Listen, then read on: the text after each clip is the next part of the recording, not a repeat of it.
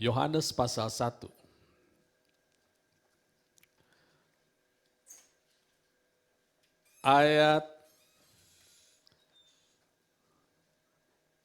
Kita baca 5 ayat pertama saja, ya 1 sampai 5.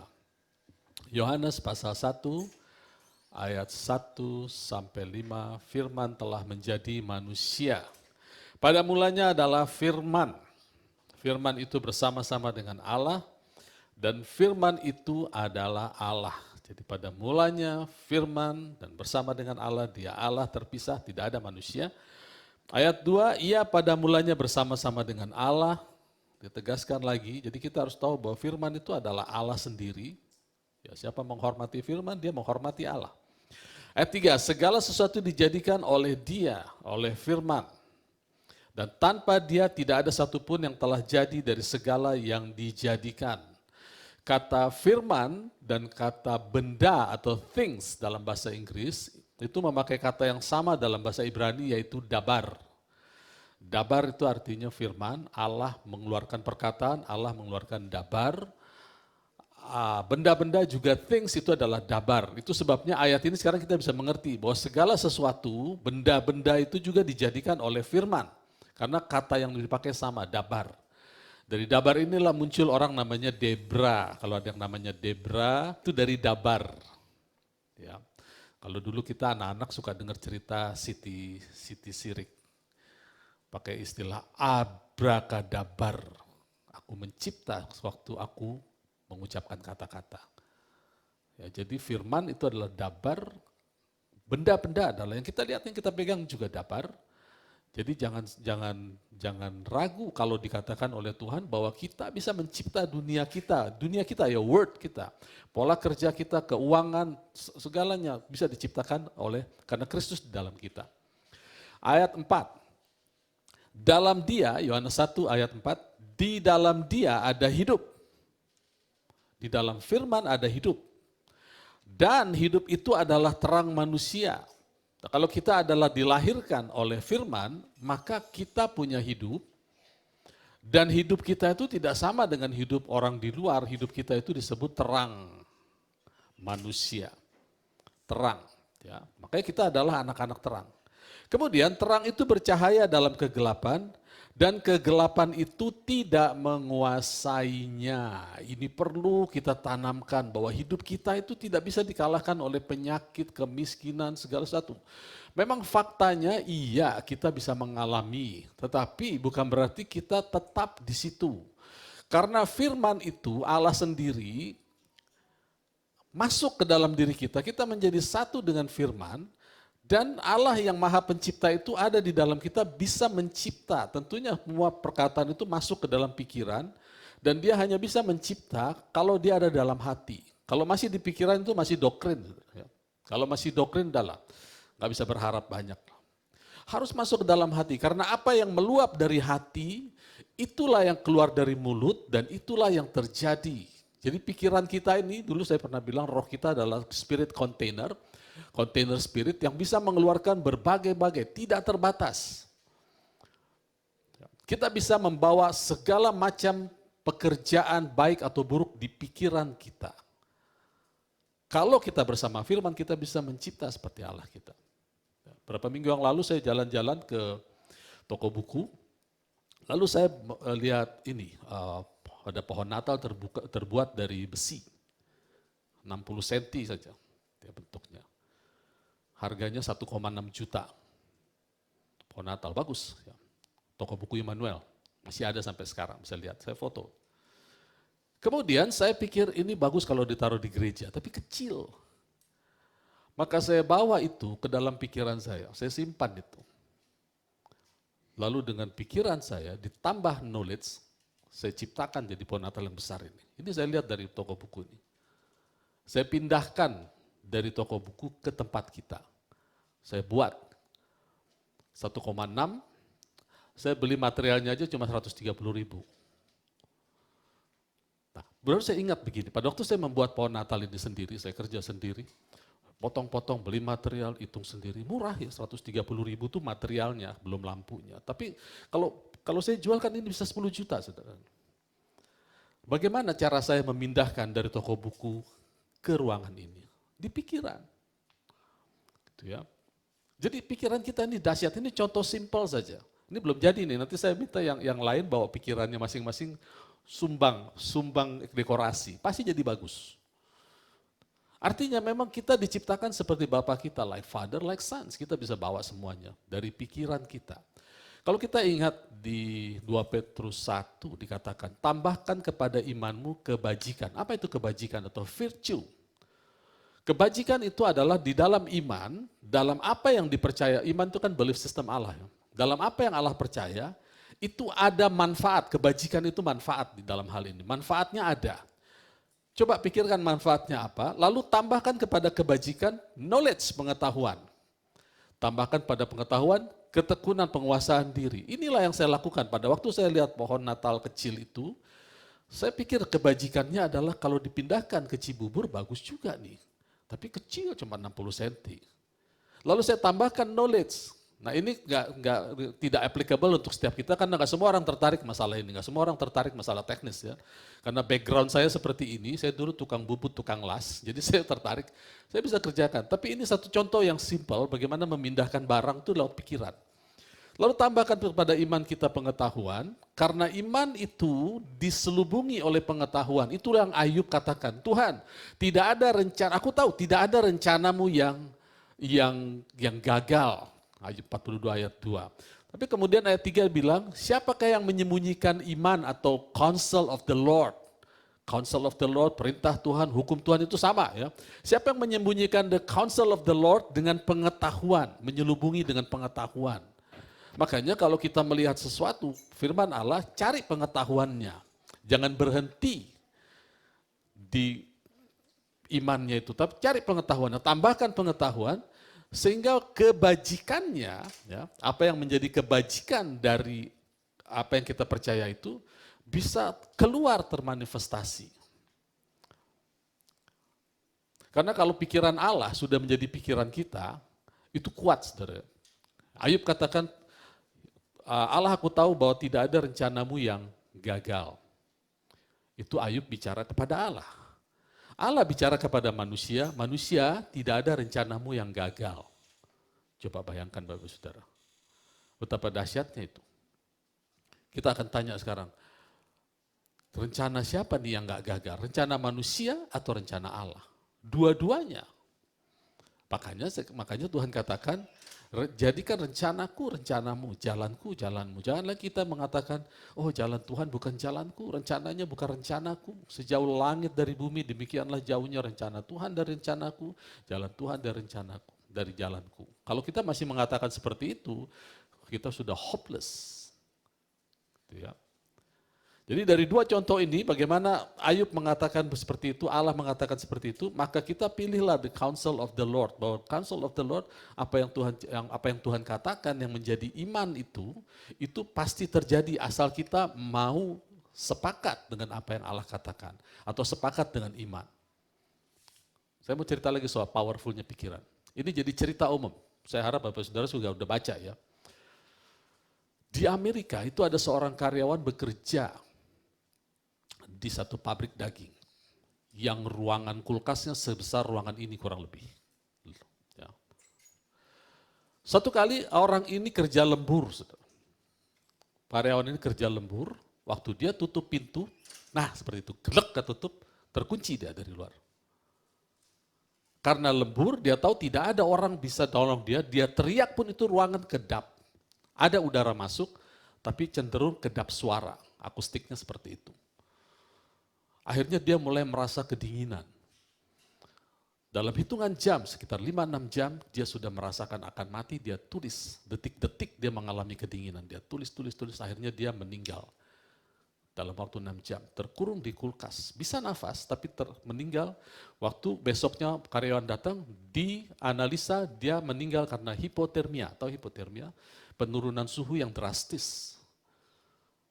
Tapi yang mengherankan adalah, waktu dia ditolong, itu kulkas dalam keadaan rusak, mati. Suhunya tidak sampai 0 derajat, dingin, tapi tidak sampai. Kenapa dia bisa mati? Karena dia pikir kulkas ini hidup, dan sangat dingin, maka penurunan suhu di dalam tubuhnya begitu drastis sampai meninggal. Siapa yang bikin dia meninggal? Ruangan itu kan? Bukan, pikirannya. Ini cerita ini ada di Google, saudara bisa baca. Dahsyatnya pikiran. Satu lagi ada, seorang atlet dianalisa dokter punya penyakit yang cukup parah. Lalu dikatakan bahwa dia akan meninggal dalam hitungan 3 bulan. Ya, dicek kesehatan, keluar hasil 3 bulan, gak lebih dari 3 bulan. Lalu dia bilang sama teman-temannya, pertandingan 3 bulan mendatang adalah pertandingan terakhir yang saya akan lakukan, dia bilang itu. Setelah itu saya akan meninggal karena analisa dokter. Lalu setelah bertanding, benar apa yang dia katakan, dia selesai melakukan pertandingan, saya tidak tahu menang atau kalah.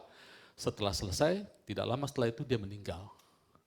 Waktu dia meninggal, sana keluarga dan teman-teman melihat analisa dokter, ternyata punya orang tertukar. Tapi dia meninggal. Kenapa? Karena pikirannya mati betulan. Jadi dahsyatnya pikiran itu luar biasa. Saudara, sekarang ini ya, sekarang kalau kita kurang hati-hati mendengarkan khotbah pun banyak yang mematikan. Tahun 2023 banyak nubuatan mengatakan berdoa. Apa yang didoakan? Sementara firman Tuhan yang kita baca tadi, hidup itu sudah datang, tinggal di dalam kita dan hidup itu disebut terang manusia. Kegelapan akan menguasai tapi tidak bisa. Gak bisa, saudara.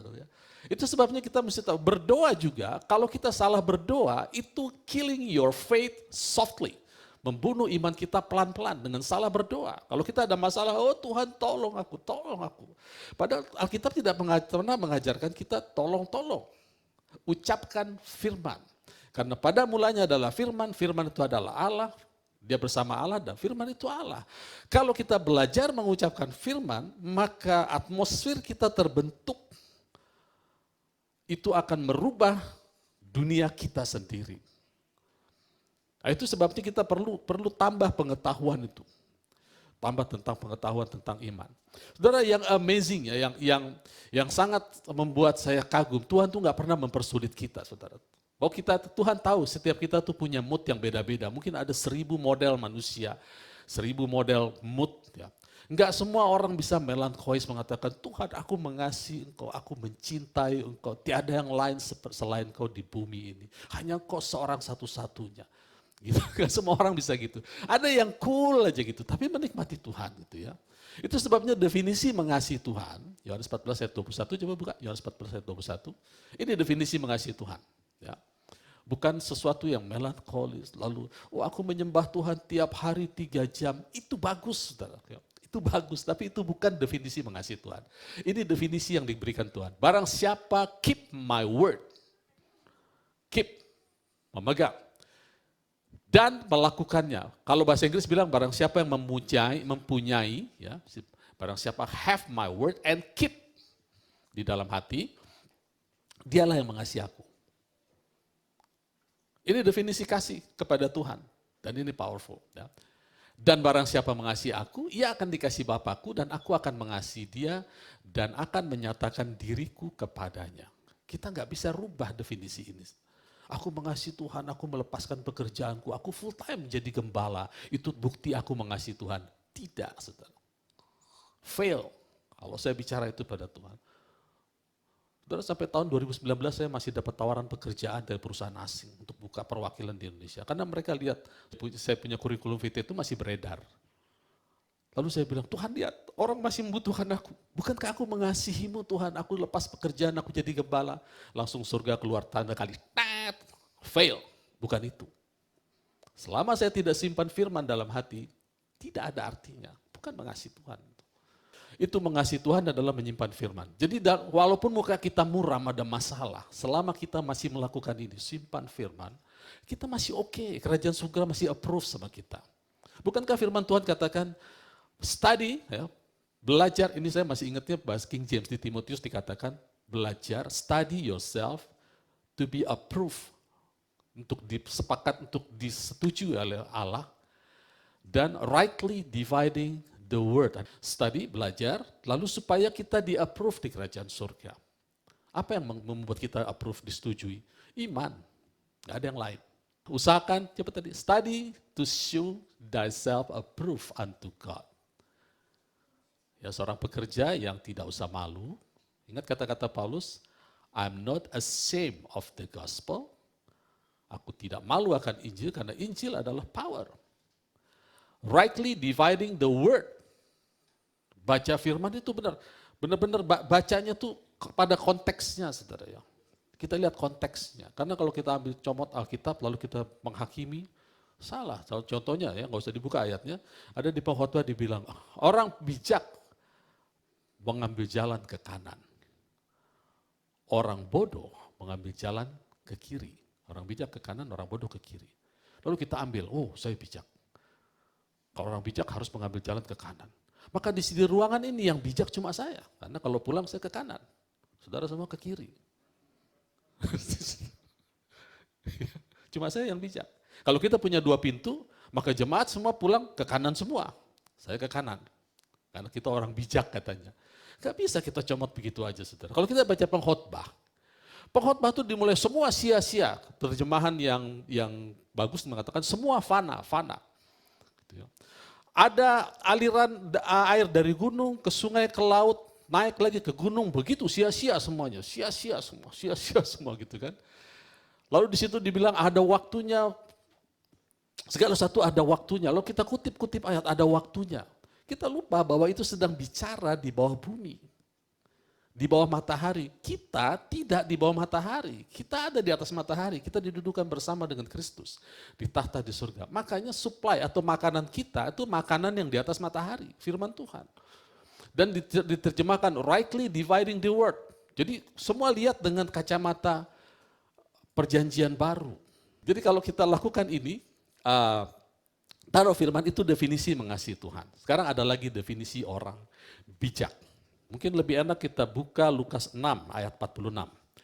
Lukas 6 ayat 46, cerita yang sama diceritakan oleh Tuhan Yesus juga, definisi orang bijak. Lukas 6 ayat 46. Mengapa kamu berseru kepadaku, Tuhan, Tuhan, padahal kamu tidak melakukan apa yang aku katakan. Setiap orang datang kepadaku, ayat 47. Setiap orang yang datang kepadaku dan mendengarkan perkataanku serta melakukannya, aku menyatakan kepadamu dengan siapa ia dapat disamakan. Ia sama dengan seorang yang mendirikan rumah. Orang itu menggali dalam-dalam dan meletakkan dasarnya di atas batu. Jadi definisi orang bijak adalah menaruh firman di dalam hatinya, dalam-dalam. Bagaimana cara memperdalam? Diucapkan setiap hari, tambah dalam, tambah dalam. Oke ya, 2 definisi, mengasihi Tuhan, menyimpan firman. Orang bijak menyimpan firman. Tuhan gak bikin sulit, saudara.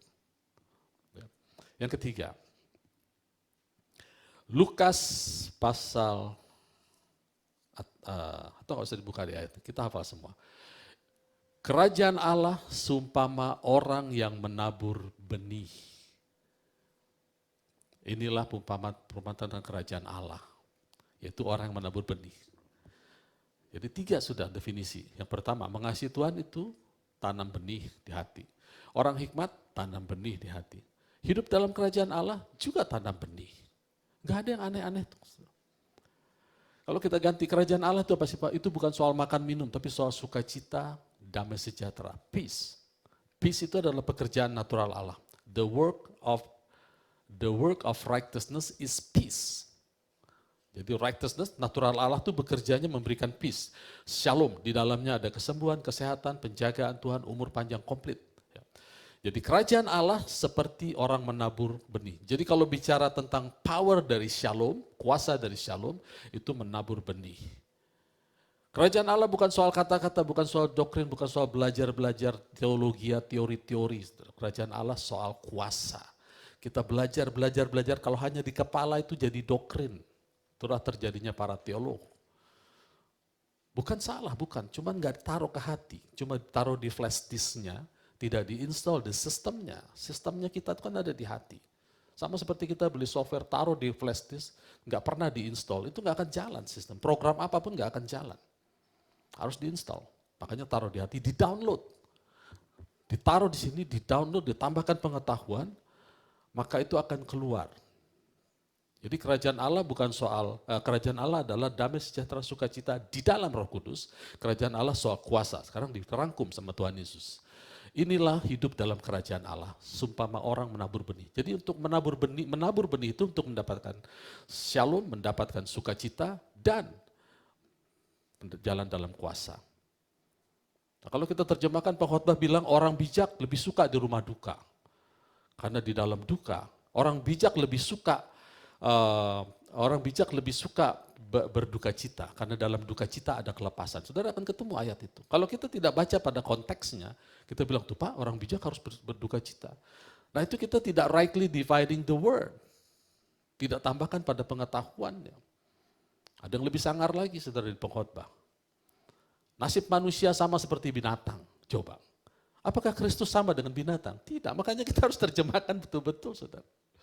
Ya. Oke, mengasihi Tuhan, simpan firman. Orang hikmat, simpan firman. Hidup dalam kerajaan Allah, simpan firman. Kita mau lari kemana lagi? Hanya menyimpan firman dalam hati, tugas kita. Kalau kita simpan dalam hati, saudara, hati itu nggak punya pilihan, selain menumbuhkan apa yang kita simpan. Nggak punya, kita nggak akan kasih pilihan kepada hati. Nah supaya dia menjadi lembur, menjadi subur, kita hujani dengan firman. Datang ke gereja, dengar firman, di rumah baca Alkitab terus. Maka hati menjadi subur. Hati juga tidak punya pilihan untuk menjadi subur. Jadi ada 2 kali hati nggak dikasih pilihan.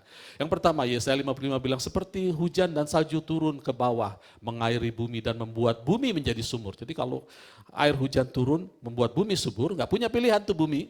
Demikianlah firmanku turun ke bawah, membuat hati kita nggak punya pilihan kecuali menjadi subur, menjadi tanah jenis keempat. Kan yang pertama tanah pinggir jalan, tanah batu-batu, tanah berduri, lalu ada tanah yang subur.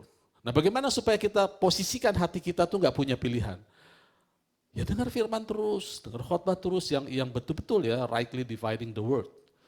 Ya kalau cuma disuruh hati-hati, berjaga-jaga, hati-hati, apa yang dijagain? Kita juga nggak ngerti apa yang dijagain. Ya, tapi paling tidak itu warning yang baik ya. Semua sekarang bernubuat nadanya sama. Kebenaran Tuhan itu selalu sifatnya paralel, di seluruh belahan bumi sama. Ya, jadi kita nggak usah menyalahkan apa yang bisa dia berikan ya, apa yang dia punya itu yang bisa diberikan. Kalau seorang hamba Tuhan hanya punya taunya warning ya, dia hanya kasih warning. Lalu kita cari lagi yang lain, warningnya apa? Yang mesti kita pelajari apa? Kan kita harus tahu. Nanti saudara akan ketemu gitu ya. Nah saya seperti itu. Kenapa saya lakukan itu? Supaya jemaat di tempat ini yang online juga seperti itu. Cara mencarinya, ketularan seperti itu. Ya, mencari kebenaran, menambah pengetahuan. Kemudian tadi apa tadi ya? Sudah mengasihi Tuhan, kerajaan Allah, lalu orang berhikmat. Ada satu lagi, menjadi murid. Menjadi murid kan wajib hukumnya ya. Itu di Yohanes pasal 15 dikatakan bahwa kalau kamu, Yohanes 8, kalau kamu, ya kita buka Yohanes 8 ayat 32. Yohanes 8 ayat 31, maka katanya kepada orang-orang Yahudi yang percaya kepadanya, jikalau kamu tetap dalam firmanku, kamu adalah benar-benar muridku. Ayat 32, ayat yang populer. Dan kamu akan mengetahui kebenaran, dan kebenaran itu akan memerdekakan kamu. Ini yang dikomplain sama orang Farisi. Kami orang-orang merdeka dari mana lagi? Ada satu yang tidak disadari oleh manusia, saudara. Yang disebut dengan gaya gravitasi. Saya cerita dulu soal gravitasi ya, nanti coba kita renungkan dalam kehidupan kita. Bahwa kita ini terkena gravitasi setiap hari. Tapi bukan gravitasi daya tarik bumi yang biasa. Tapi untuk pengantar itu saya mau cerita. Bapak Ibu Saudara tahu bahwa bumi kita memutari matahari. Ada daya tarik matahari, lalu bulan memutari bumi. Jadi selain dia berotasi, dia juga diputari oleh bulan. Bulan ini nggak bisa kemana-mana karena daya tarik bumi, dia akan begitu terus, jaraknya segitu terus. Setiap hari begitu, itu dibuat oleh Tuhan seperti itu. Matahari juga jaraknya sama. Tambah 1 senti kita gosong, saudara. Jauhin 1 senti matahari dari bumi, kita beku. Itu semua seperti itu, gravitasi. Sesuatu yang menarik, nggak bisa lepas. Manusia juga begitu, saudara. Kita ditarik terus. Bapak Ibu Saudara mungkin pernah ngalami. Sekarang Minggu, tahu-tahu besok sudah Senin lagi. Bangun pagi, pulang malam, makan, ketemu anak istri, udah tidur lagi. Besoknya udah kerja lagi. Terus gravitasi itu membuat kita menjadi seperti orang yang di kitab pengkhotbah di bawah matahari. Kerja yang nikmati orang. Gitu ya. Kita melakukan apa-apa, balik lagi ke situ. Seperti air dari gunung turun ke sungai, ke laut, naik lagi, turun ke gunung. Terus begitu. Makanya ada istilah berapa kali Tuhan katakan, aku memerdekakan kamu supaya tidak menjadi orang biasa. Kita terlepas dari gravitasi. Gravitasi kebiasaan yang tidak enak. Cari uang. Dari muda kita cari uang, kita pakai kesehatan kita untuk dapat uang. Setelah umur pensiun, kita pakai uang kita untuk mengembalikan kesehatan. Itu gravitasi. Jangan mau digravitasi seperti itu. Makanya Tuhan berkali-kali mengatakan memerdekakan. Galatia bilang Kristus memerdekakan kamu. Memerdekakan dari apa pertanyaannya seperti itu? Memerdekakan dari gravitasi hidup kita yang setiap hari. Yang sakit begitu lagi, beli obat lagi, makan lagi. Saya ngalami itu, saudara. Dan kita akan ngalami kalau kita nggak jaga kesehatan. Dulu saya selalu ada Paramex di kantong saya. Habis kerja komputer pasti pusing kepala, Paramex 1. Tapi di situ juga saya belajar untuk mendengar firman. Waktu itu firman-firman dari Joseph Prince, dari Kenneth Copeland itu di telinga saya terus. Sampai akhirnya saya mendapat kesembuhan tuh Paramex satu persatu expire. Saya nggak pakai lagi. Jadi saya nggak khawatir makan obat nggak dosa. Saudara. Orang sakit gimana? Tapi saya nggak berhenti di situ. Itu kan obat itu semacam gravitasi. Menarik kita untuk, dia seperti bicara di meja, aku belum dimakan. Ambil gitu ya. Aku belum dimakan. Uang juga gravitasi. Coba, berapa banyak uang yang kita punya, kebutuhan kita akan meningkat. Gravitasi. Dia bicara dari dompet, aku ada. Beli, nggak perlu padahal, sampai di rumah jadi sampah. Saya mengalami semua seperti itu gravitasi. Sekarang orang-orang yang ilahi itu nggak seperti itu hidupnya. Bagaimana caranya? Itu dijelaskan oleh 2 Petrus 1. Kita baca 2 Petrus 1 ayat 1.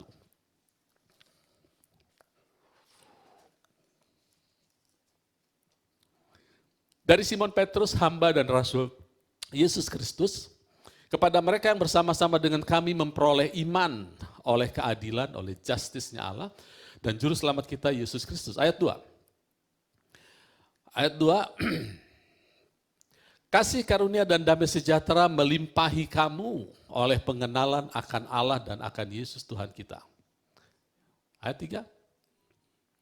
Karena kuasa ilahinya telah menganugerahkan kepada kita sesuatu yang berguna untuk hidup saleh oleh pengenalan kita akan Dia dan yang memanggil kita oleh kuasanya yang mulia dan ajaib. Sudah lihat ya?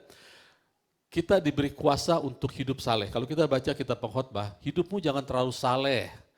Mengapa engkau ingin pendek umurmu? Juga jangan terlalu fasik. Nah itu kalau kita terapkan, kita bingung dengan ayat ini. Makanya kita harus baca dengan nafas perjanjian baru. Semua yang pengkhotbah itu adalah yang di bawah matahari, termasuk hikmat di situ. Kebanyakan yang diceritakan adalah hikmat agamawi. Jadi jangan confuse seperti itu ya. Kita pakai perjanjian baru. Hikmat dalam perjanjian baru adalah Kristus.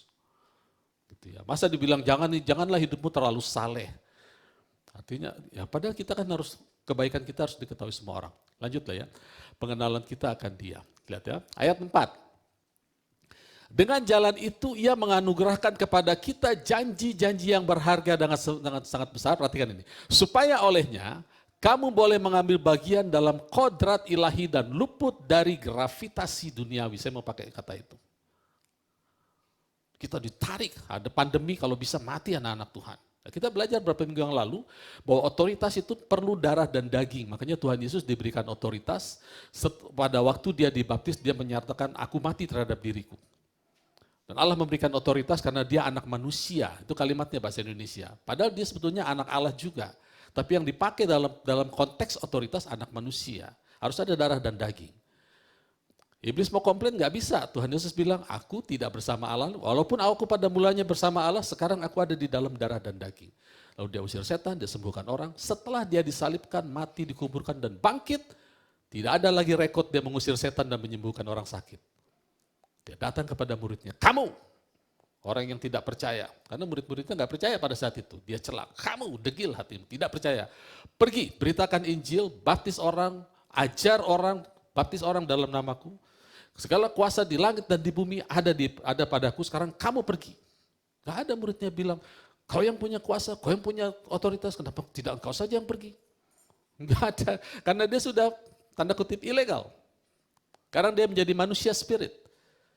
Kita, gereja Tuhan adalah tubuhnya, punya darah dan daging, punya spiritnya dia, kita keluarkan otoritas, sembuhkan diri kita dulu. Bentuk dunia kita, seperti Allah membentuk dunia dengan firman-Nya, maka kita membentuk dunia kita, keluarga kita, pekerjaan kita dengan firman Allah. Karena dia tinggal di dalam kita. Itu dia. Ya. Jadi luput dari hawa nafsu duniawi yang membinasakan dunia, di 2 Korintus 5 dikatakan, selama kita masih pakai kemah yang lama, kita ada di bawah tekanan. Jadi ini mirip ya, hawa nafsu duniawi itu dia menarik gravitasi, menarik kita untuk melakukan hal yang sia-sia seperti kata pengkhotbah. Di sisi lain, tubuh kita ini menarik tekanan untuk menekan kita. Sampai roh kita pergi, baru kita nggak bisa ditekan. Yang ditekan tubuhnya sudah masuk ke kuburan. Nah Allah ingin supaya selama hidup kita tidak larut di dalam tekanan dan daya tarik bumi. Caranya gimana? Gak ada cara lain. Supaya kita mendapatkan janji-janji. Berdoa. Berdoa supaya janji-janji semua. Keuangan, kesembuhan, keluarga semua. Supaya baik. Karena cuma nggak ada jalan lain. Jadi sudah 4 ketemu nih. Saya nggak rencanakan ini, udah 4 ketemu nih. Yang pertama, mengasihi Tuhan, simpan firman. Menjadi orang bijak, simpan firman. Menjadi murid, simpan firman. Kok murid? Berjalan dalam kerajaan, simpan firman. Sekarang lepas dari gravitasi, juga simpan firman. Mau apa lagi? Nggak ada lagi pilihan, saudara. Dan itu dibuat, firman itu benih. Kita dibuat simple hidup kita. Tidak peduli sifat kita ada yang ekspresi gitu ya. Terlalu ekspresif, ada yang cool. Tidak peduli, kenapa terganggu? Enggak ya. Tidak peduli. Yang penting asal selama kita lakukan pekerjaan yang satu ini, simpan firman. Nanti firman yang lakukan, firman yang bermanifestasi. Oke, kita buka Markus 11. Ini ayatnya ayat 21. Dia akan tutup dengan ini. Markus 11. Percayalah kepada Allah. Pohon ara mati, lalu Tuhan Yesus bilang, percayalah. Atau dalam bahasa yang lain, bahasa terjemahan lain katakan, milikilah imannya Allah. Bagaimana memiliki iman Allah? Taruh firman di dalam. Karena di dalam firman itu ada imannya Allah. Jadi kalau dikatakan begini, Alkitab bahasa Indonesia tidak pernah saya ketemu kalimat the faith of Jesus Christ. Tapi dalam bahasa Inggris itu berapa kali muncul imannya Yesus. Emang iman itu milik Yesus. Kok bisa Pak iman milik Yesus? Kita nggak punya iman. Tidak. Kalau kita percaya apa yang Yesus percaya, baru itu milik kita. Itu yang menyembuhkan banyak orang sakit zaman Tuhan Yesus. Jadilah sehat, jadilah seperti imanmu. Tapi iman itu milik Yesus. Kita tanya, kenapa iman milik Yesus Pak? Karena iman itu ada di dalam firman dan Yesus adalah firman. Iman datang dari pendengaran dan pendengaran akan firman. Jadi firman itu membuat kita mendengar. Kalau kita cuma hafal ayat tapi ayat itu tidak bicara kepada kita, tidak ada iman. Makanya saya pernah katakan berkali-kali saya ketemu orang, anak-anak Tuhan yang dulunya aktif, terus nggak pernah ke gereja lagi, lalu bilang, Pak sekalipun saya tidak pernah baca Alkitab, kalau soal iman saya masih ada lah. Dalam hati saya bilang bohong. Bagaimana mungkin tidak baca Alkitab lalu punya iman? Karena iman itu milik Allah. Saya pernah dengar Pak Tuhan Yesus baik, Allah tidak tidur. Iblis juga percaya seperti itu. Bahwa Allah itu ada, Allah itu besar. Dan dia gemetar. Kita tertawa, Allah tidur. Gusti Allah tidak saring. Kita tertawa, iblis gemetar saudara. Kita masih bisa ketawa. Itu namanya, apa istilahnya ya saya bilang. Apa istilahnya ya, cuma ada di pikiran, percaya, ya setuju, secara mental kita setuju Allah seperti itu, tapi bukan iman kita itu. Mental essence, yang tadi itu namanya mental essence, esensi mental. Secara mental kita percaya Tuhan baik, Tuhan penyembuh Tuhan, tapi percayakah itu untuk kita? Nah, itu pertanyaan nomor 2. Itu tidak bisa kita lakukan kalau kita tidak melakukan tanam firman. Aku berkata kepadamu, sesungguhnya barang siapa berkata kepada gunung ini, beranjaklah ke dalam laut, asal tidak bimbang hatinya, tapi percaya bahwa apa yang dikatakan itu akan terjadi, maka hal itu akan terjadi baginya. Ayat 24. Karena itu aku berkata kepadamu, apa saja, ya kita jangan berdiri sendiri apa saja yang disediakan Tuhan, dikasih karunia-Nya, di kemurahan-Nya. Yang kamu minta dan doakan, percaya bahwa kamu telah menerimanya, maka hal itu akan diberikan kepadamu. Sekarang kita renungkan, Tuhan open check, apa saja? Terus pertanyaannya, apa yang membatasi kita menerima apa saja? Apa yang menjadi pembatas? Di sini jelas sekali, yang membatasi adalah percaya. Sejauh mana kita percaya, sejauh itu kita dapat. Dari sisi Tuhan, unlimited. Yohanes 4 katakan, Allah memberikan firman-Nya tak terbatas. Allah memberikan firman-Nya tak terbatas, berarti di dalam firman ada iman, imannya tak terbatas, tergantung percaya kita. Dan memang bagusnya dibuat seperti itu. Ya, ini bukan sesuatu yang salah. Ya.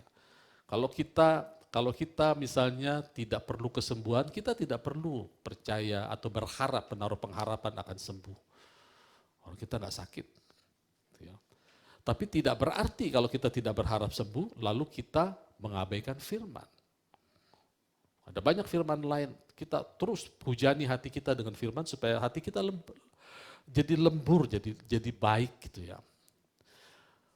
Banyak anak-anak Tuhan yang memang tidak mengalami kesulitan. Saya punya keluarga, punya saudara, itu baru-baru ini merayakan ulang tahun ke-89 dan ulang tahun pernikahan yang ke-69.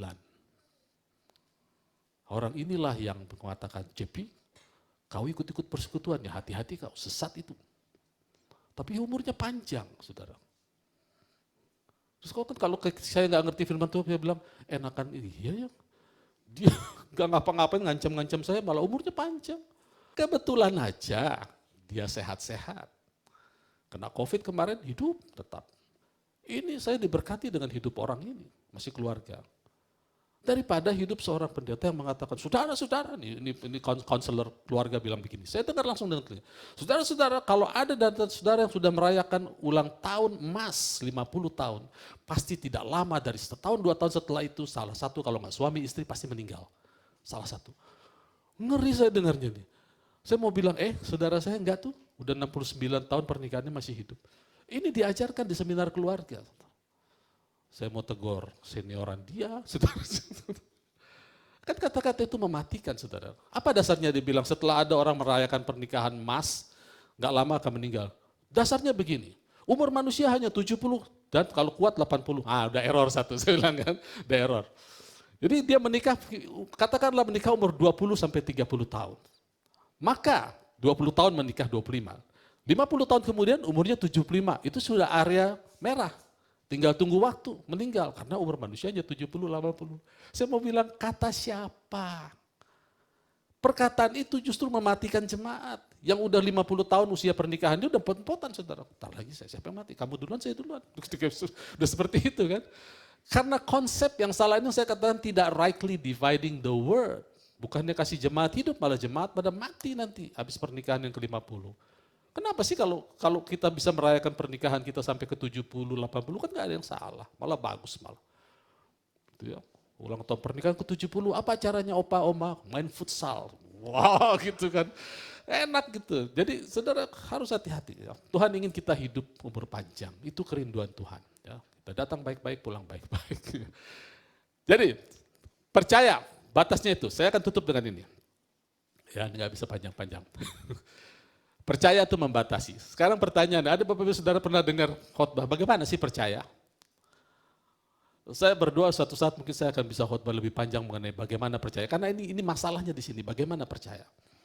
Saya mungkin bisa kasih 4 poin saja. 4 poin saja ya supaya kita bisa percaya. Ingat pada mulanya adalah firman bersama-sama dengan Allah, sekarang firman bersama-sama dengan kita. Jadi unlimited loh, kesehatan kita unlimited, keuangan kita unlimited, sampai masa tua kita unlimited, tidak terbatas. Yang membatasi ternyata percaya. Ya. 1, tanya pada diri kita, supaya percaya ya, supaya tidak menjadi pengaruh. Apakah kita ingin tahu kebenaran? Betulkah ingin kita? Karena ada orang sudah diancam dokter pun masih nggak pengen tahu kebenaran. Saya punya beberapa teman sudah sakit kanker stadium 4.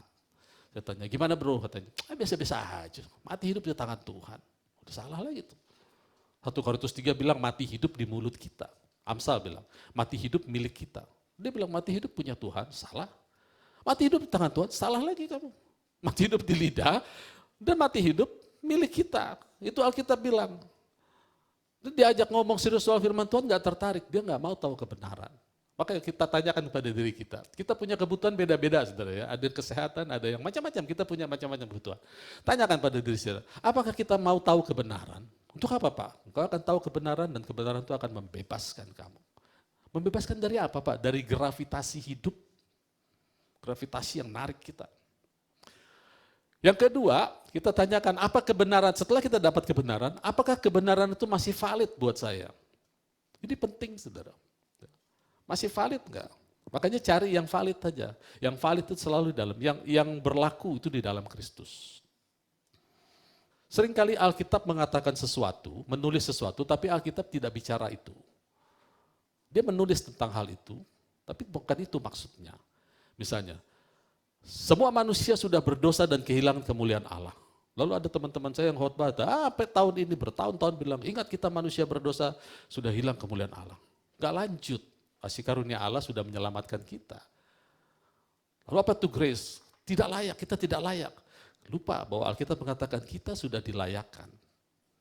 Jadi kalau kita bilang, iya Pak, kita sebenarnya pada dasarnya adalah manusia berdosa yang diselamatkan oleh kasih karunia. Tahun depan masih khotbah lagi, kita manusia berdosa yang diselamatkan oleh kasih karunia. Udah 20 tahun melayani masih sama khotbahnya, kita manusia berdosa yang diselamatkan oleh kasih karunia. Padahal manusia berdosa dan orang yang diselamatkan oleh kasih karunia itu dua spesies yang berbeda. Beda itu, saudara. Manusia berdosa adalah manusia lama, yang diselamatkan oleh kasih karunia adalah orang yang sudah di-convert atau ditransform, dijadikan ciptaan baru. Itu kan. Jadi kalau ditanya, kamu apa? Manusia Allah, Kristus. Background, pendosa. Itu aja udah selesai. Manusia berdosa dan orang yang sudah lahir baru itu beda. Valid atau enggak? Yang valid yang mana? Manusia yang sudah lahir baru. Jadi kita adalah Kristus. Jadi kalau kita mau sembuh, lalu ada orang nasihati kita, sabar. Karena kesabaran itu lebih penting dari kesembuhan. Tinggalin tuh orang, saudara. Mendingan kita ke dokter langsung. Tuh orang nggak punya iman, dokter masih lebih punya iman. Kalau kita datang ke dokter, dokter ingin kita sembuh. Dia akan tulis obat, makan 3 kali sehari sampai sembuh. Nggak pernah, makan 3 kali sehari sampai mati. Nggak pernah seperti itu. Tapi hamba-hamba Tuhan masih bisa bicara seperti itu. Sabar. Sabar itu adalah proses yang alami sebagai anak-anak Tuhan. Memang kita mau nggak mau harus jalani. Bersabarlah kamu karena besar upah yang menanti. Tapi kalau kita mau sembuh, jangan dijanjiin sabar. Janjiin sembuh. Cari ayat-ayat mengenai sembuh. Karena firman Tuhan katakan, cari, ketuk, maka kamu akan dapat. Kita harus fokus apa yang kita mau. Ingat bahwa Allah pencipta. Allah tidak menciptakan bumi, jadilah terang. Terang enggak jadi-jadi. Sabar, sabar. Enggak pernah, saudara. Waktu Tuhan Yesus melayani, ada orang datang, Tuhan, kau ingin apa? Aku ingin sembuh. Sabar. Karena orang sabar dikasihani oleh Allah. Enggak ada, saudara. Jadilah sembuh. Ada satu kali dia mendoakan orang buta, disembuhkan. Sudah bisa lihat? Oh masih seperti pohon, masih seperti bayang-bayang. Sabar. Enggak ada. Dia tumpang tangan lagi. Kalau enggak sembuh akan dikejar terus oleh Tuhan Yesus. Jadi apa yang kita minta Tuhan mau. Memang dalam prakteknya ada jarak waktu. Ya, jadi ini masih dalam konteks berlaku. Itu yang berlaku bagi kita adalah sabar itu buah roh. Enggak usah khawatir, itu akan muncul. Waktu kita berharap, kita fokus, pasti. Abraham itu 25 tahun sabar, saudara. 25 tahun sabar. Tapi yang aktif Tuhan. Dikasih janji 24 tahun gak ada manifestasi. Malah ngaco hidupnya. Berbohong sama Firaun, berbohong sama, suka lupa lagi raja kedua itu, Abimelek. Lalu terakhir sama Sarah berkomplot lagi. Ambil budaknya Hagar, dijadikan istri, maksudnya supaya dapat anak dari situ. Maka surga berkata, Tuhan turun tangan. Dipaksa mulutnya untuk mengucapkan apa yang Allah pikirkan. Namamu ganti menjadi Abraham. Dalam satu tahun Abram jadi Abraham, Sarai jadi Sarah. Jadi mau gak mau mereka mengucapkan apa yang Allah pikirkan. 1 tahun keluar. Itu bukti Allah gak pengen sabar terus. Allah pengen apa yang dijanjikan itu terjadi. Saudaraku, ya. Oke ya, jadi yang kedua cek apakah truth itu berlaku gak untuk saya. Saya ini Kristus gitu. Ngeceknya begitu. Saya adalah ciptaan baru, berlaku gak? Cari hadirat Tuhan. nantikan dia. Itu nggak berlaku lagi, saudara. Kalau kita diajar cari, nantikan dia. Itu terbalik, Allah yang cari kita dan menantikan kita. Kan dia bilang, saya pernah katakan bahwa dalam perjanjian lama, kalau bicara hadirat Tuhan, itu selalu wajah Allah. Ketika Kain meninggalkan Allah, dibilang Kain meninggalkan wajah Allah, meninggalkan hadiratnya. Jangan sembunyikan hadiratnya, jangan sembunyikan wajahnya. Yeskiel katakan, nanti pada zaman Yesus datang, waktu rohku dicurahkan, aku tidak akan pernah menyembunyikan wajahku lagi. Tidak akan pernah menyembunyikan hadiratnya. Jadi kita kemana-mana hadiratnya ada dalam kita. Terus yang kita cari apa? Kita akan dibuat deviasi. Waktu kita butuh sesuatu dari Tuhan, kita akan dibuat deviasi. Cari Tuhan, doa puasa, cari Tuhan. Jangan tinggalkan hadiratnya. Sembah dia supaya hadirat turun. Kan sudah error, saudara kan. Menyembah Tuhan itu adalah, gini, definisi Alkitab memuji Tuhan adalah mengucapkan sesuatu yang memuji dia karena apa yang dia buat untuk kita. Menyembah Tuhan adalah memuji dia karena siapa dia.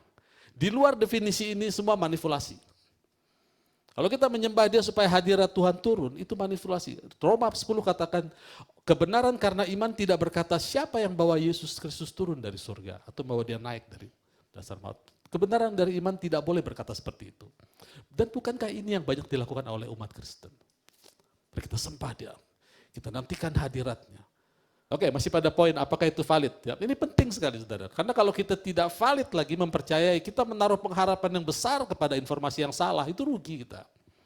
Ya, jangan sampai terjadi, menaruh informasi, berharap pada informasi yang salah, itu rugi. Nah, itu kita perlu minta pengetahuan dari Tuhan. Oke, mau tahu kebenaran? Kebenaran atau valid? Yang ketiga, setelah kita tahu, maukah kita menjadi pelakunya? Macam-macam aja. Misalnya kita perlu keuanganku diberkati Tuhan. Tiba-tiba kita lihat ada orang yang perlu. Minggu lalu kan bicara soal pemberiannya. Itu melakukan firman Tuhan. Setelah tahu kebenaran, mau nggak melakukannya? Ada orang menabur harta, nggak pernah kekurangan. Ada orang menghemat luar biasa, kekurangan terus. Itu kalau di finansial. Kalau di penyakit gimana? Kita berdoa belum sembuh. Tiba-tiba ada orang yang sakitnya sama dengan kita. Mau nggak kita berdoa untuk dia? Kita menabur. Saya ada sakit ini, ketemu orang, oh sakitnya sama, saya doakan. Itu menabur. Ada hamba Tuhan yang bicara tentang iman, dia percaya kepada Tuhan itu bekerja kepada melakukan sesuatu dengan like substance. Seperti air anggur dijadikan dari air, bukan dari beras. Like substance, substansinya sama. Jadi kalau kita perlu kesembuhan, kita doakan orang, perlu finansial, tabur finansial. Perlu kemurahan, perlu penghormatan, dihormati orang. Kemudian yang keempat baru bertekun. Saya hanya kasih 4 poin saja. Pertama, kalau kita ingin supaya apa yang kita dapatkan itu yang membatasi hanya percaya. Supaya kita bisa percaya, lakukan. Kita mau tahu kebenaran. Karena banyak orang yang sudah tahu ada kebutuhan tapi nggak mau tahu kebenaran apa tentang kebutuhanku. Kedua, cek masih valid enggak? Ingat, kita Kristus. Sesuatu yang valid sama Kristus baru kita boleh dengar. Kalau nggak valid, ya jangan. Kemudian lakukan. Setelah lakukan, bertekun. Karena besar upah yang menanti. Amin. Tahun 2023 nggak serem, saudara ya. Yang serem itu kalau kita nggak kenal firman. Jadi tahun 2023 penyakit apapun, keadaan ekonomi seperti apapun, nggak usah takut. Kalau kita menuju ke surga, lalu rajanya disebut the Prince of Life. Kisah Rasul bilang, Yesus Prince of Life, pemimpin kepada hidup. Yesus sudah menyerahkan hidupnya bagi kita, supaya hidupku bukan aku lagi, tapi Kristus yang hidup di dalamku. Sehingga aku harus membagikan Kristus kepada orang lain, itu baru benar. Itu yang namanya rightly dividing the word. Amin, puji Tuhan, kita akan perjamuan kudus. Baik yang bertugas silakan.